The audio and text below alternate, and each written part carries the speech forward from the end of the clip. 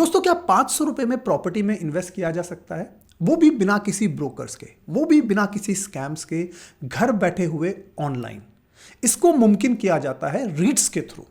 रीट्स क्या होते हैं, इनके फायदे क्या हैं, रिटर्न्स कैसे आए हैं, इनमें रिस्क्स क्या क्या हैं वो भी समझना ज़रूरी है। इनमें कैसे इन्वेस्ट करते हैं वो भी समझना ज़रूरी है। और सबसे बड़ी बात, इन्वेस्ट करने से पहले रीट्स में आपको किन बातों का इवैल्यूएशन करना है, ये सारी बातें मैं आपको अगले 15 मिनट में समझाने की कोशिश करूंगा। अगर आप मुझे नहीं जानते हैं तो मेरा नाम है राहुल जैन। मैं एक सेबी रजिस्टर्ड रिसर्च एनालिस्ट हूं और अपनी इंडिपेंडेंट रिसर्च करता हूं। इस हिंदी चैनल के माध्यम से सिंपल लैंग्वेज में डेटा बैक्ड एनालिसिस आपके सामने प्रेजेंट करने वाला हूं। अगर आप मेरे चैनल पर नए आए हैं तो फटाफट से चैनल को सब्सक्राइब कर लो, जिससे तुरंत आपको नोटिफिकेशन मिले और मेरी अगली वीडियो आपके पास तुरंत पहुंचे। चलिए इस वीडियो को शुरू करते हैं। तो रीट्स मतलब रियल एस्टेट इन्वेस्टमेंट ट्रस्ट। लोगों का पहला क्वेश्चन मेरे को ये आता है, राहुल भाई रीट्स में कितना पैसा बनता है, हमें कितने रिटर्न्स मिलेंगे? गलत क्वेश्चन, बिल्कुल गलत क्वेश्चन।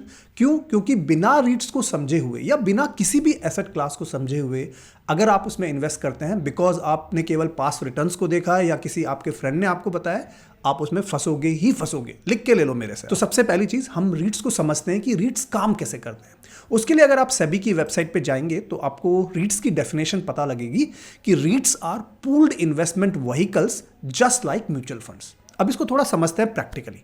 मान लीजिए कल को मैं अपना रीट्स चालू करता हूं, राहुल रीट्स मैंने चालू किया।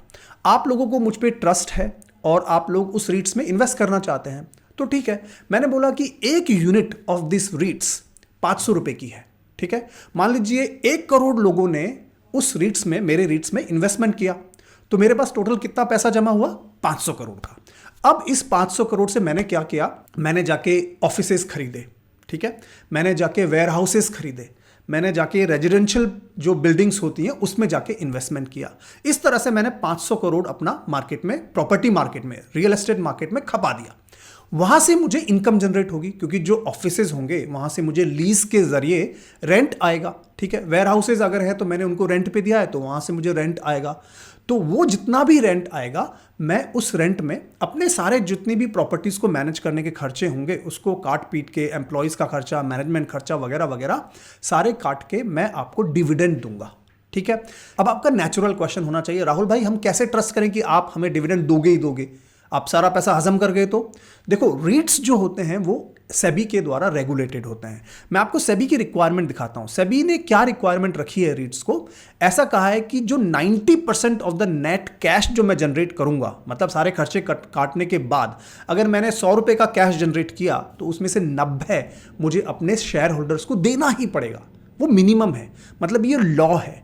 तो ये काफी अच्छी बात है कि यहां पर डिविडेंड्स आपको मिलते हैं। और आपको ये भी समझ में आ गया होगा कि डिविडेंड्स मिल क्यों रहे हैं आखिर, ठीक है। क्योंकि मैंने जितनी कमाई करी उसमें अपने खर्चे काटे और मैंने आपको वो पैसा डिविडेंड के तौर पे दिया। अब दूसरा नेचुरल क्वेश्चन आपका ये होना चाहिए कि राहुल अगर मैंने जाके कहीं किसी गलत प्रॉपर्टी में इन्वेस्ट कर दिया तो क्या होगा? तो मेरा डिविडेंड ही नहीं बनेगा। देखिए अगेन यहां पर सभी की रिक्वायरमेंट है। आप मेरे स्क्रीन पे देखिए, मैं आपको रेगुलेशन दिखाता हूं और यहां पे आप पढ़ोगे कि 80% ऑफ जो मेरा इन्वेस्टमेंट मैं करूंगा किसी भी प्रॉपर्टीज में, वो सारी की सारी कंप्लीटेड प्रॉपर्टीज होनी चाहिए, ठीक है। ऐसा नहीं है कि मैं अंडर कंस्ट्रक्शन प्रॉपर्टीज में मैंने 90% पैसे लगा दिए, कुछ वहां से डिविडेंड ही नहीं आ रहा है, ऐसा नहीं होता है। लॉ ये बोलता है कि 80% मिनिमम मेरा इन्वेस्टमेंट जो होना चाहिए वो कंप्लीटेड प्रॉपर्टीज में होनी चाहिए। तो यहां पर कैश फ्लो जनरेट होगा ही होगा, ऐसा यहां पर लॉ ने इसको ऐसे सेटअप किया है। तो पहला बेनिफिट यहां पे रीट्स का ये होता है कि ये अपने शेयर होल्डर्स को डिविडेंड की फॉर्म में मनी देता है, जिससे आपके रिटर्न्स बनते हैं। वो हुआ पहला बेनिफिट।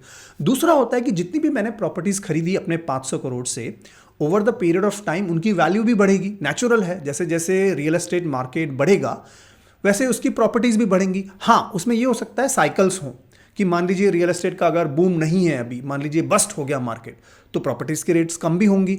तो प्रॉपर्टीज पे जो कैपिटल गेन होगा या कैपिटल लॉस होगा, आप उसके हिस्सेदार हैं। मान लीजिए कल को मेरी प्रॉपर्टीज 500 करोड़ की मैंने खरीदी, 4 साल बाद लेट्स से 2000 करोड़ की वो प्रॉपर्टीज हो गई, क्योंकि आपके पास उसकी 1 यूनिट है तो आपकी 1 यूनिट मतलब 4 यूनिट के बराबर हो गई। दूसरा एग्जांपल लेते हैं, मान लीजिए 500 करोड़ की मेरी प्रॉपर्टीज है, उनकी वैल्यू घटकर 250 करोड़ हो गई, तो आपकी जो 1 यूनिट थी उसकी वैल्यू भी नेचुरली 50% से ड्रॉप हो गई। तो वो रिस्क है इसमें। तो रीट्स में आपको डिविडेंड तो मिलता ही है, साथ में आपने जब इन्वेस्ट किया है उस इन्वेस्टमेंट के हिसाब से प्रॉपर्टीज की जो वैल्यू बढ़ेगी वो भी आपको, या वैल्यू घटेगी वो भी आपको बेनिफिट देती है। तो मोटा मोटा आप कह सकते हो कि रीट्स जो है एक तरह से पूल्ड इन्वेस्टमेंट हैं जो म्यूचुअल फंड की जैसे काम करते हैं। लेकिन म्यूचुअल फंड से एक डिफरेंस रीट्स में ये आता है कि ये जो रीट्स होते हैं ये स्टॉक एक्सचेंज पे लिस्टेड भी होते हैं। मतलब आप इनको एज ए स्टॉक ट्रीट करो, क्योंकि आप जब भी रीट्स खरीदने जाओगे तो आप स्टॉक मार्केट में जाओगे, ड्यूरिंग मार्केट आवर्स में आप खरीद सकते हो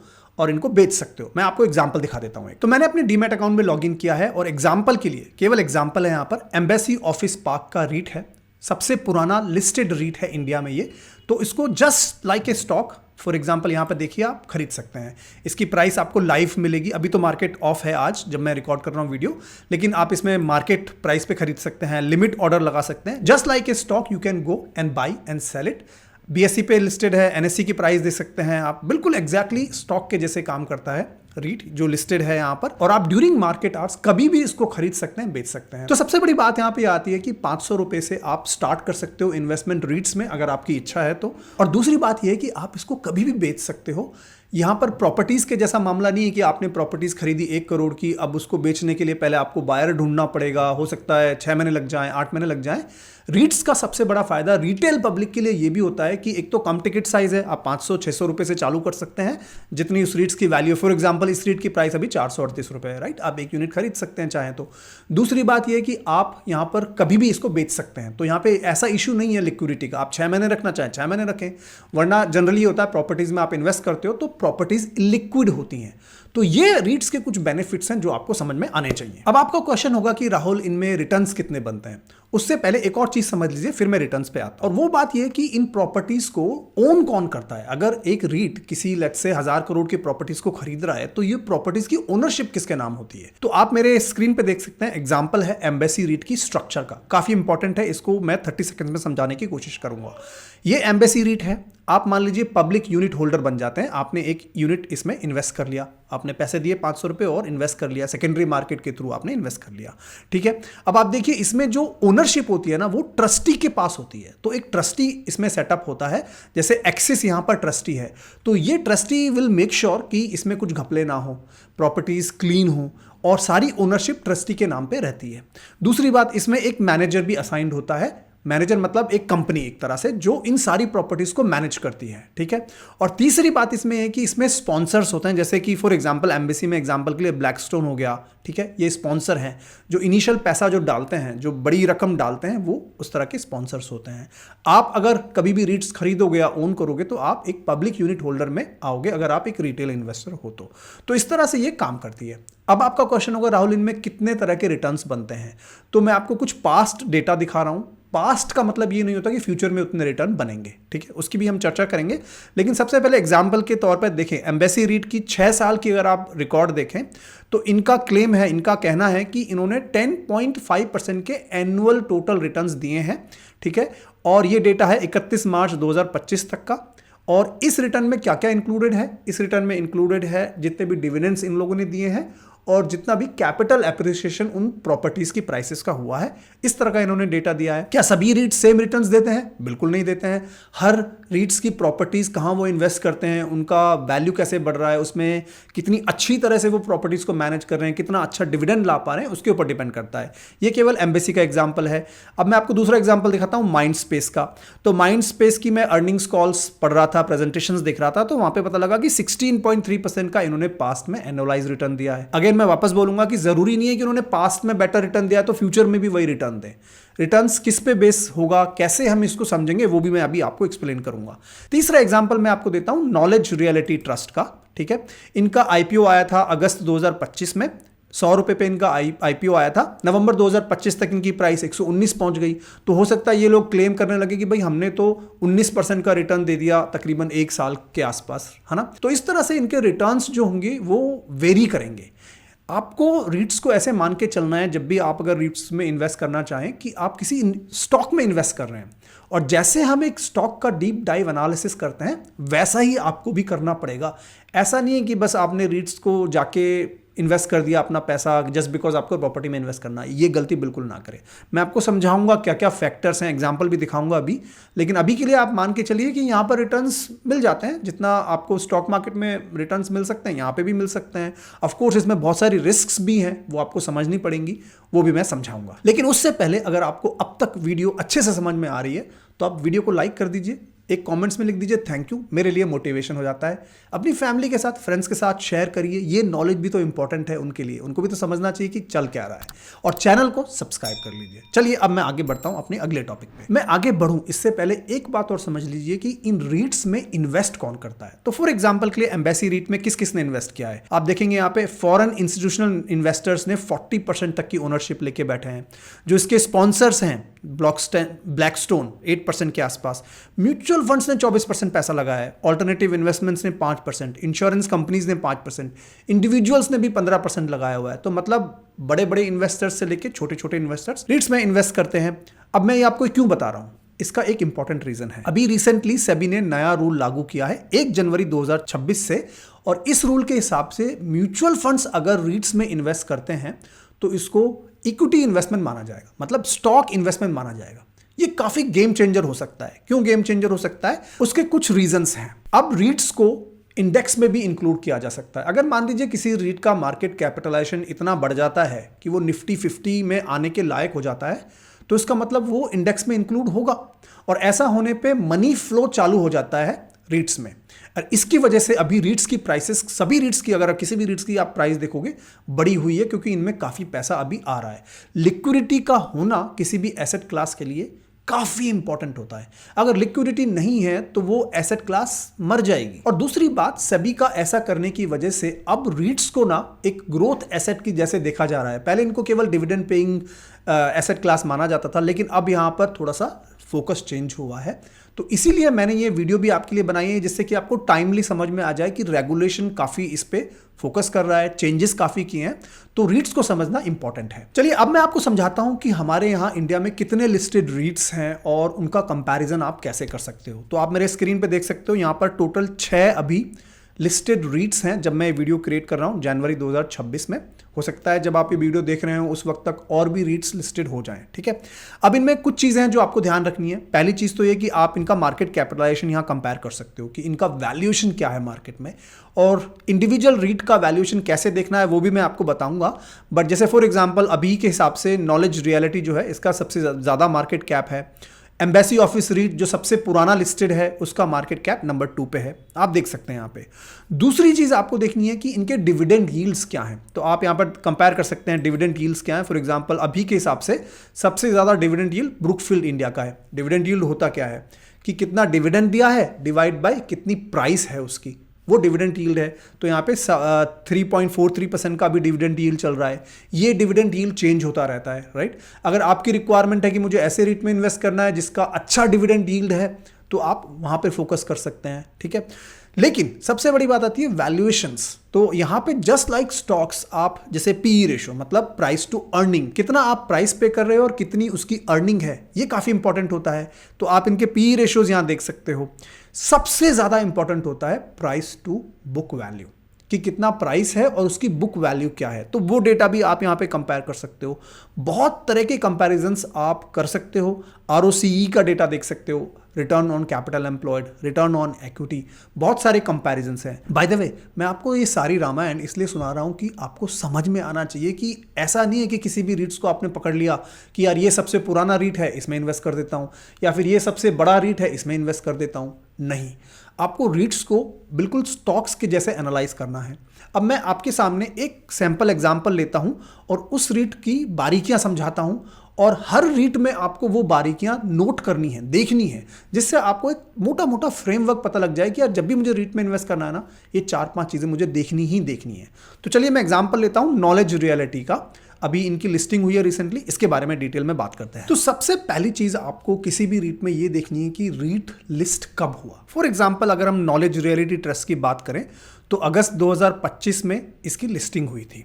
और इसमें काफ़ी पॉजिटिव जो मुझे लगा, अगेन कोई रिकमेंडेशन नहीं है यहाँ पे, लेकिन काफ़ी पॉजिटिव लगा कि इन्होंने जो आईपीओ लाया था वो किस लिए लाया था, इनको अपना डेट कम करना था, उधारी जो इनकी थी वो कम करनी थी। देखिए किस तरह से इनका लोन टू वैल्यू जो है कम हुआ है 31% से 18% पे, और इन्होंने कोई भी ऑफर फॉर सेल नहीं किया। जितना भी पैसा आईपीओ से आया वो सारा के सारा पैसा, मेजॉरिटी ऑफ दैट मनी, इनका ये था कि ये अपने उधार को कम करें, तो काफ़ी अच्छी बात है। लेकिन आप किसी भी रीट को इवैल्यूएट करने से पहले उसकी हिस्ट्री क्या है वो समझिए कि कब इसका आईपीओ हुआ, पहली बात। दूसरी बात, आपको ये भी देखना है कि ये जो रीट्स है ये कितने पे लिस्ट हुआ, कितनी इसकी इशू प्राइस वगैरह थी। फॉर एग्जांपल यहाँ पर अगर आप देखें तो मैं आपको दिखाता हूँ नॉलेज रियलिटी ट्रस्ट का 100 रुपये की पर यूनिट इनकी प्राइस थी, और किन किन इन्वेस्टर्स ने इसमें इन्वेस्ट किया। फॉर एग्जाम्पल आप देख सकते हैं LIC ने, जनरल इंश्योरेंस है टाटा का, NPS ट्रस्ट ने किया, बहुत सारे यहाँ पे आपको दिख जाएंगी सारी डिटेल्स, म्यूचुअल फंड्स वगैरह ने इन्वेस्ट किया, तो बड़े बड़े यहाँ पर इन्वेस्टर्स ने इन्वेस्ट किया। तो ये भी इंपॉर्टेंट होता है कि किसने इन्वेस्ट किया है इस रीट में, वो समझना इंपॉर्टेंट होता है, दूसरा पॉइंट। तीसरी बात आती है सबसे इंपॉर्टेंट जो है कि एक्चुअली ये रीट्स इन्वेस्ट कहाँ करना चाह रहा है, ठीक है।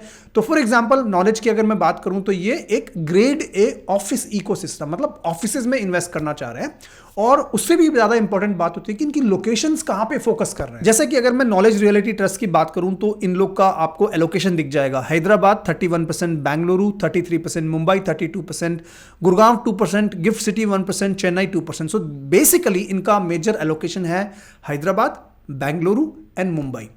मुझे इसमें क्या पॉजिटिव लगा, मुझे ये पॉजिटिव लगा कि ये लोग हैदराबाद में काफ़ी, आंध्र प्रदेश में काफ़ी हैवी हैं, और इसका रीज़न मैं इसलिए कह रहा हूं कि हमें समटाइम्स 2+2 को ज्वाइन करना पड़ता है 4 लाने के लिए। क्यों? क्योंकि जैसे रिसेंटली आपने पढ़ा होगा न्यूज़ में कि आंध्र प्रदेश में AI एंड डेटा सेंटर में बहुत इन्वेस्टमेंट हो रहा है। इनफैक्ट मैंने एक रील भी क्रिएट करी थी इस पर, आपको मेरे चैनल पे मिल जाएगी। मैंने पूरा डेटा के साथ बताया कि कितना ज़्यादा इन्वेस्टमेंट आंध्र प्रदेश में हो रहा है, हैदराबाद में हो रहा है, विशाखापट्टनम में हो रहा है, वाइजैग में हो रहा है। गूगल कितना स्पेंड कर रहा है, माइक्रोसॉफ्ट कैसा कितना स्पेंड करना है, डेटा सेंटर और AI में कितनी स्पेंडिंग हो रही है, और इन सब के लिए ऑफिसेज की ज़रूरत होगी। तो मुझे काफ़ी पॉजिटिव लगा ये बात। तो इस तरह से आपको स्टोरीज को ऐड करना है, और ये देखना है कि जो रीट जहाँ पे फोकस कर रहा है उस लोकेशन में क्या फ्यूचर प्रोस्पेक्ट्स हैं, क्या वहाँ पे कुछ बड़े बिजनेसेस आ रहे हैं, क्या वहाँ पे कुछ अच्छा सेटअप होने वाला है जिसकी वजह से आपको ऐसा लगता है कि यहाँ पर प्रॉपर्टी प्राइसेस का एप्रिसिएशन होने के चांसेस हैं या नहीं। अब अगर कोई रीट इन्वेस्ट कर रहा है, मुझे नहीं पता, कहीं लेट्स से बहुत ही रिमोट लोकेशंस में जहाँ पे कुछ ज़्यादा हलचल नहीं है, तो फिर आपको दोबारा सोचना पड़ेगा, ठीक है। अब कहाँ प्रॉपर्टीज में एलोकेट कर रहा है ये तो एक बात हुई। दूसरी बात आपको देखनी है कि उनकी ऑक्यूपेंसी क्या है, कमिटेड ऑक्यूपेंसी क्या है। फॉर एग्जाम्पल यहाँ नॉलेज रियलिटी के केस में 92% है, 90% से ऊपर है तो मतलब अच्छा है। क्यों? क्योंकि जितना ऑक्यूपेंसी होगी उतना रेंटल आएगा, उतना रेंटल आएगा तो डिविडेंड मिलेगा, उतने कम लॉसेज होंगे कंपनी के, बहुत नेचुरल सी बात है, ठीक है। तो ये भी एक इंपॉर्टेंट रेशियो है जिसके अगेंस्ट आप इन सारे रेट्स को कंपेयर कर सकते हो। यहाँ पर 92% का है तो मुझे काफ़ी ठीक ठाक लगता है। नेक्स्ट पॉइंट आप ये देखिए उनके पोर्टफोलियो में कितने टेनेंट्स हैं, कितने सेक्टर्स को रिप्रेजेंट कर रहे हैं। फॉर एग्जाम्पल नॉलेज रियलिटी के केस में ये बता रहे हैं कि इनके 450+ टेनेंट्स हैं जो इनकी ऑफिसेस को ऑक्यूपाई कर रहे हैं। 20 सेक्टर से ज़्यादा इनका एक्सपोजर है। Technology 37%, banking financial services 23%। यहाँ पर एक चीज़ आपको हमेशा ध्यान रखनी है कि ऐसा तो नहीं कि 80 से 90% इनका एक पर्टिकुलर सेक्टर में हो। अगर उस सेक्टर में काफ़ी मंदी आ जाती है अचानक से तो वहाँ पे इनके लिए रिस्क खड़ी हो जाएगी। यहाँ पर टेक्नोलॉजी 37% है, ठीक है। 50% से ज़्यादा जहाँ पे एलोकेशन होगा वहाँ पे आपको थोड़ा कॉशियस रहने की ज़रूरत है।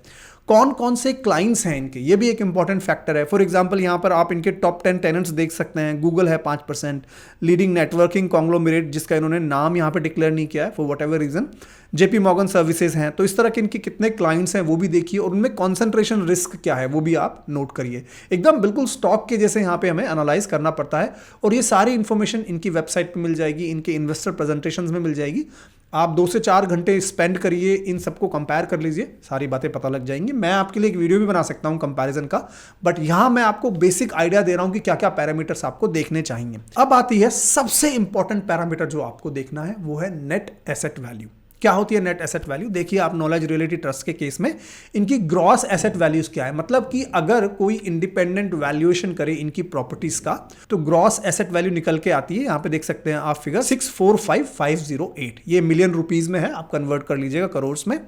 उसके बाद इनकी नेट लायबिलिटीज़ भी होती हैं, क्योंकि ये लोग काफ़ी उधार भी लेते हैं, डेट भी लेते हैं, तो वो सारा अगर हटाएंगे तो इनकी नेट एसेट वैल्यू निकल के आती है 523304। और कितनी यूनिट्स इन लोगों ने इशू करी है इन मिलियंस, वो आपके सामने है 4434, उससे डिवाइड करेंगे तो पर यूनिट का नेट एसेट वैल्यू क्या है, 118 रुपये है। ठीक है, मतलब कि मार्केट का वैल्यूएशन एज ऑफ 30 सितंबर 2025 इसका है 118 रुपये। अब आप स्टॉक एक्सचेंज पे जाके इसकी प्राइस देखिए। अब इसकी प्राइस कितनी है, 118 से कितनी ज़्यादा है या कितनी कम है। अगर ज़्यादा है तो मतलब आप अगर ज़्यादा पे खरीदोगे तो प्रीमियम पे करोगे, अगर आप कम पे खरीद पा रहे हो उसको तो मतलब डिस्काउंट पे खरीद रहे हो। तो ये एक इंपॉर्टेंट पैरामीटर हो जाता है। अब इसकी प्राइस ज़्यादा होगी कि कम होगी वो इस पर डिपेंड करेगा कि मार्केट में कितने बायर हैं, सेलर हैं, डिमांड सप्लाई कितनी है, इसका फ्यूचर आउटलुक कैसा है, लोग कितना इसमें इंटरेस्टेड हैं, कितना प्रीमियम देना चाह रहे हैं, ये सब बातें आपको देखनी पड़ेगी। कभी भी क्या होता है, मार्केट में करेक्शन हो जाता है तो हो सकता है प्राइस कम हो जाए, तो आप उस वक्त खरीदने की सोच सकते हैं। तो इस तरह की चीज़ें होती हैं जो आपको ध्यान में रखनी है। लेकिन नेट एसेट वैल्यू बहुत ज़्यादा इंपॉर्टेंट है किसी भी रीट के लिए, वो आपको ज़रूर ही देखना है। अगली बात आती है कि इनका डेट, वो भी देखना है कि कितना ज़्यादा कर्जा इन लोगों ने लिया हुआ है और उस कर्जे में कितना फ्लोटिंग रेट है। जैसे कि यहाँ पर आप देखिए नॉलेज रियलिटी ट्रस्ट का इनका टोटल नेट डेट है 118 बिलियन रुपीस। ठीक है, अब उसमें कितना इनका रेपो रेट लिंक्ड है, तो देखिए यहाँ पर 88% इनका जो डेट है वो फ्लोटिंग है। फ्लोटिंग मतलब जैसे जैसे मार्केट में इंटरेस्ट रेट चेंज होगा इनका डेट का इंटरेस्ट रेट चेंज होगा, और डेट का इंटरेस्ट रेट चेंज होना काफ़ी इनकी प्रॉफिटेबिलिटी पे इम्पैक्ट लाएगा। इतने लेवल का आपको एनालिसिस करना ही चाहिए, तभी आपको समझ में आएगा कि चल क्या रहा है। ठीक है, अब इनकी मैं प्रॉफिट एंड लॉस की बात करता हूँ कि एक्चुअल में कितना प्रॉफिट है कमा रहे हैं। तो मैं इनके आईपीओ प्रोस्पेक्टस में गया, वहाँ पे मैंने डेटा देखा पिछले 4 साल का, 2022, 2023, 2024 इसका डेटा देखा। तो आप इनकी इनकम देख सकते हैं यहाँ पे कि कितनी इनकम हुई है। अब एक चीज़ आप नोट करोगे, आप नीचे आओगे तो यहाँ आपको पता लगेगा कि फाइनेंस कॉस्ट जो है इनकी, देखिए 43% के आसपास है, पहले 47% थी, उससे पहले 49% थी, उससे पहले 50% थी। ये क्यों है? क्योंकि इन लोगों ने डेट लिया हुआ है। सभी रीट्स डेट लेते हैं और उस डेट पे फाइनेंस कॉस्ट लग रही है उनको। जितना कम डेट होगा उनकी फाइनेंस कॉस्ट कम होगी, क्योंकि कितना मेजर पोर्शन इनका फाइनेंस कॉस्ट में जा रहा है। ठीक है, अब इन्होंने चूंकि आईपीओ किया तो उससे इनकी डेट कम हुई, तो होपफुली इनकी प्रॉफिटेबिलिटी उससे बेटर दिखनी चाहिए डेट कंपोनेंट के हिसाब से। ओवरऑल मोटा मोटा अगर मैं इनका नीचे जाके आपको प्रॉफिटेबिलिटी दिखाता हूं तो प्रॉफिट और लॉस फॉर द पीरियड आपको दिख जाएगा यहाँ पे डेटा। तो फॉर एग्जाम्पल 2022 में इन्होंने लॉस यहाँ पे क्रिएट किया था, 2023 में प्रॉफिट क्रिएट किया था, आप देख सकते हैं 7% का मार्जिन था। 2024 में भी इन्होंने प्रॉफिट क्रिएट किया, 9.38% का मार्जिन था। सितंबर 2024 का अगर डेटा देंगे तो वहां पे लॉस किया। इनका मैं अगर आपको रिसेंटली दिखाता हूं तो अगर आप इनके क्वार्टरली रिजल्ट्स में जाएंगे स्क्रीनर पे तो आपको दिख जाएगा मार्च में इन्होंने थोड़ा लॉस दिया है, जून में भी 2025 में लॉस दिया, सितंबर 2025 में इन्होंने काफ़ी हेल्दी प्रॉफिट दिखाया था। तो काफ़ी लंपी रहते हैं ये बिजनेसेस, रीट्स भी। ठीक है, क्योंकि रियल एस्टेट से लिंक्ड हैं। रियल एस्टेट बिजनेसेस में ये पॉसिबिलिटी होती है कि कितना वहां पर लंपीनेस है। तो इन सारी बातों को आपको जाके एक्सप्लोर करना है। अब लास्ट 1-2 मिनट में मैं आपको रीट्स में क्या रिस्क्स होती हैं वो भी समझाना चाहता हूं। तो देखिए रीट्स में वो सारी रिस्क तो हैं ही जो रियल एस्टेट प्रॉपर्टी मार्केट में होती हैं। मान लीजिए अचानक से रियल एस्टेट मार्केट में मंदी आ गई तो रीट्स पे भी इंपैक्ट आ सकता है, सेंटिमेंटली हो सकता है, इन्वेस्टर्स एग्जिट कर दे रीट्स को, लॉसेस इनकर हो जाएं, वो भी एक पॉसिबिलिटी है। इंटरेस्ट रेट्स क्या है मार्केट में, क्योंकि रियल एस्टेट जो मार्केट है वो इंटरेस्ट रेट्स पे काफ़ी डिपेंड करता है, ये आपको मालूम ही होगा। ठीक है, तो वो भी एक फैक्टर हो जाता है। तो रियल एस्टेट के सारे रिस्क यहाँ पर वैलिड है। उसके साथ में यहाँ पे मार्केट के रिस्क भी आते हैं, stock market related, sentimentally market कैसा कर रहा है, क्योंकि ये एक तरह से स्टॉक्स की तरह ट्रेड हो रहे हैं मार्केट में, तो मार्केट रिस्क भी इसमें आ जाती हैं। तो ऐसा नहीं कि आप ब्लाइंडली किसी भी रीट में जाके इन्वेस्ट कर दें। तो रीट्स में रिस्क भी होती हैं, आपको कंसीडर करनी चाहिए। तो इस तरह से इस वीडियो में मैंने कोशिश करी है कि आपको काफी सारी बातें समझाऊं। हाँ, मैंने रीट्स को कंपेयर नहीं किया है। आप चाहते कि अगर मैं कंपेयर करूं तो let me know in the comments. मैं कोशिश करूंगा कि ये 4-5 रीट्स की कुछ मेन हेडलाइंस डेटा मैं निकाल के कंपेयर करके आपको दे दूं, पर वो डेटा चेंज भी होता रहता है, इसीलिए मैंने कंपैरिजन यहाँ पे किया नहीं है। बट अगर आप चाहते हैं कि मैं कंपैरिजन करूँ तो कमेंट्स में लिखिए, मैं कोशिश करूँगा कि आपके लिए एक अलग से वीडियो बनाऊँ। अगर ये वीडियो आपको पसंद आया तो इसको लाइक कर दीजिए, फ्रेंड्स फैमिलीज के साथ शेयर कर दीजिए और चैनल को सब्सक्राइब कर दीजिए। मैं आपसे फिर मिलूंगा अपनी अगली वीडियो में, तब तक के लिए जय हिंद, जय भारत।